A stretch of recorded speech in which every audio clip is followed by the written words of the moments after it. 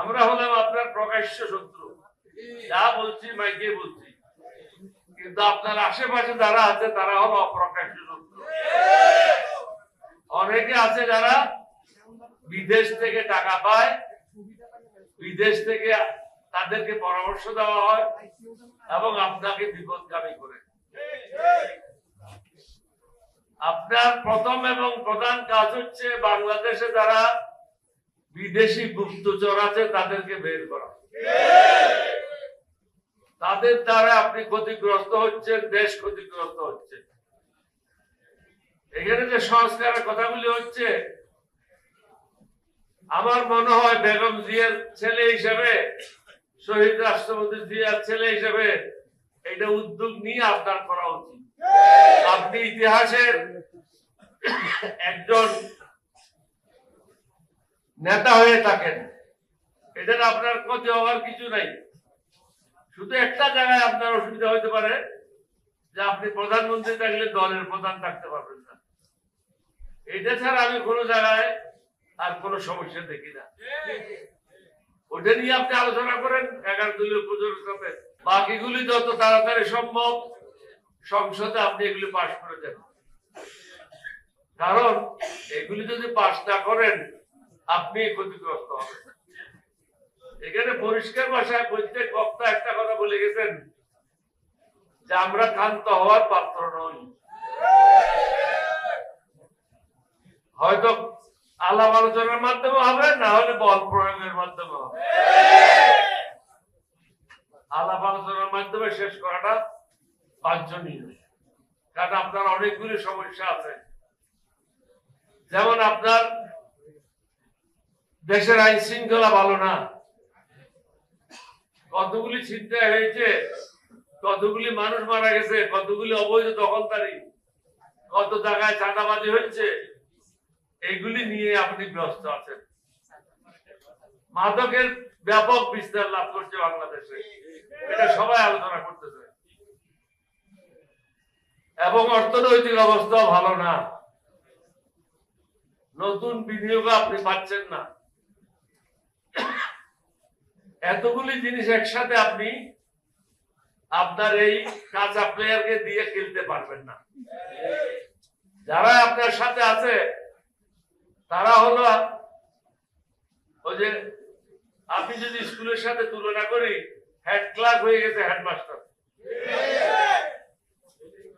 Deputy secretary হয়ে গেছে মন্ত্রী। এখন যদি ডেপুটি সেক্রেটারি মন্ত্রী হয় তাহলে দেশের কি অবস্থা হবে বলেন? আপনি কিন্তু খুব ভালো অবস্থায় নাই। আপনাকে আমি এটাও পরামর্শ দিয়েছি, ঢাকার বাইরে আপনি রাত্রি যাপন করবেন না, কারণ চারিদিকে আপনি শত্রু দ্বারা পরিবেষ্টিত। 11 দল আপনার শত্রু না, 11 দল আপনার বন্ধু, যার কারণে প্রকাশ্যে আপনাকে পরামর্শ দিচ্ছে। এই পরামর্শ জামাতের জন্য না, 11 দলীয় উপজোটের জন্য না, এটা হলো দেশের মঙ্গলের জন্য।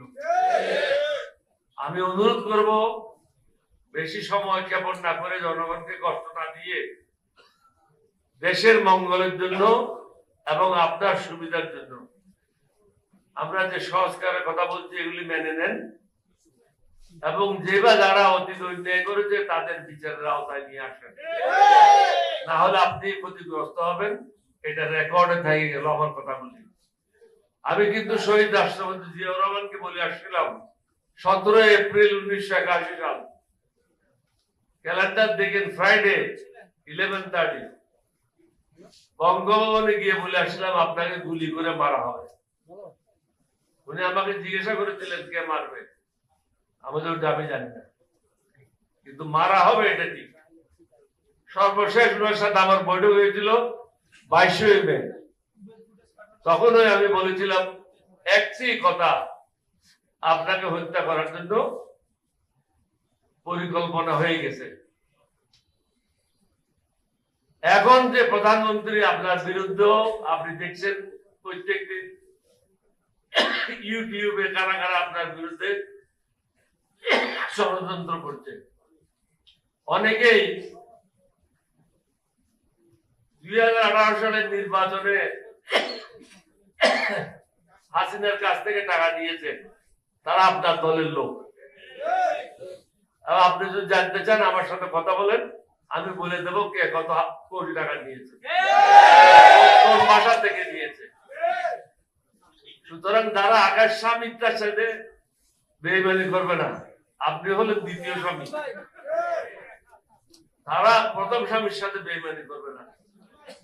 আপনাকে সতর্ক থাকতে হবে এবং আমরা যেতে চাই, পুরা জাতি যেতে চায়, সেটা আপনাকে অবশ্যই করতে হবে।